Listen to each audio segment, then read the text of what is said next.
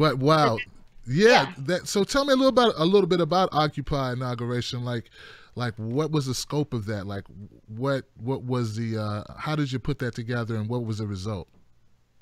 Well, it was actually quite amazing. We had, built this coalition national steering committee, which brought in, these fabulous organizations, like I said, and we ended up developing a list of demands that we had all of our endorsers, which were, hundreds of endorsers of Occupy inauguration, and everyone endorsed these listed demands. Though it took 2 months to develop them because everyone was wanting their issue addressed or a word tweaked or this worded more strongly.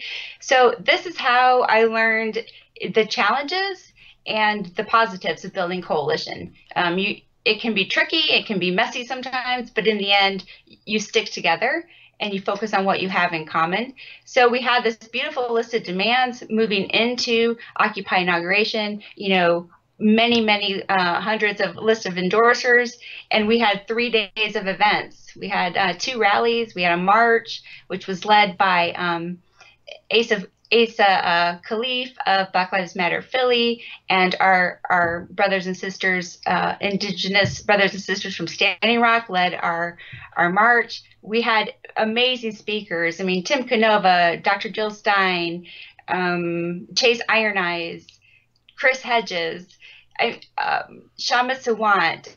I mean, this was just an amazing, amazing event. And what we wanted to show the country during that most tumultuous moment of having this, this sociopath, elected as our president, that at that moment we could, in fact, come together. And the last day on Sunday of that weekend of inauguration, PIP, my organization, hosted a Progressive Unity Summit.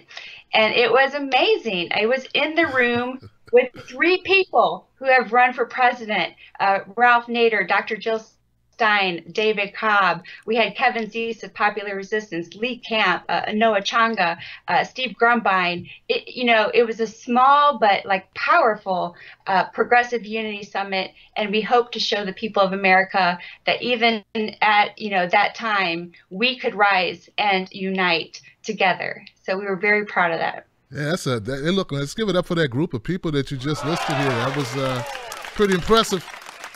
Yeah, I'm a little jealous. I wasn't there. Like, I knew everybody you just listed. I'm like, okay, where the hell were you at, Tim Black? But Tim Black, Tim Black, I invited you. I invited you. I know. I'm saying, where the hell were you at, Tim Black? I know. Lee was there. That's my homie.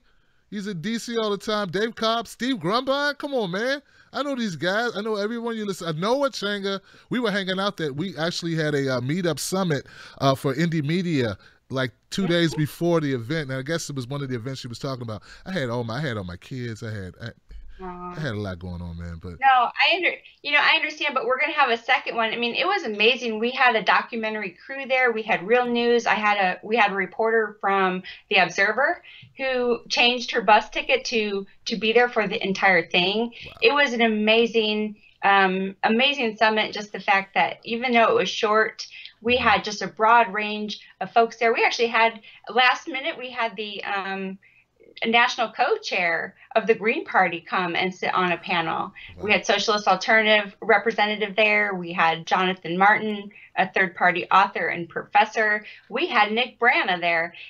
We had an amazing event, and we promised we would do it again. So please, Tim Black, save the date. We're having another one August 18th through the 20th in Seattle. Will be our second summit.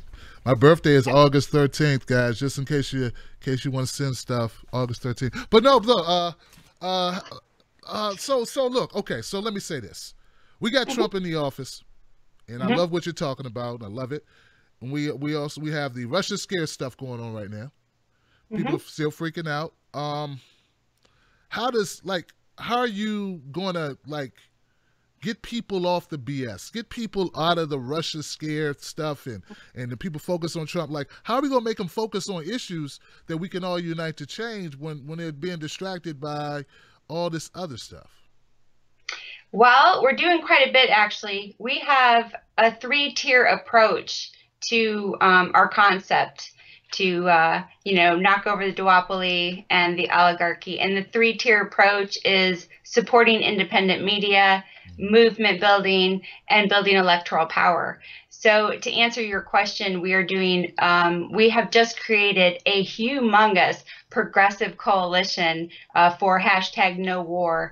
And again, we've got Draft Bernie for People's Party, part of that coalition, Lee Camp. I mean, I can go on and on. The list is this big. So we are using our ability to form coalitions to form movement building coalitions.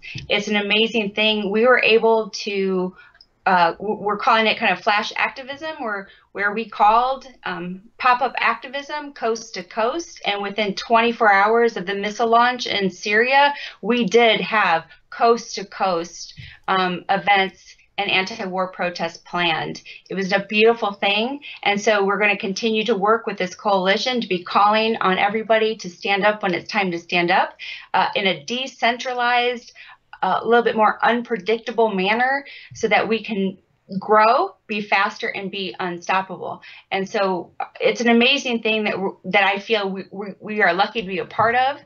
And to answer your other question, how to get people away from the false Russian narrative, we have launched a campaign called #MSM And at PIP, we do not post any mainstream media news, and we will give folks our resources of approved independent media to post, and we walk our talk.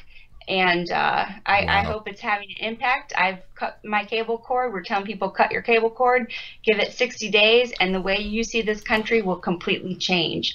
So we're walking our talk. We're developing the coalition to build a new party. We're building coalitions to hit the streets, and we're promoting all and only independent voices.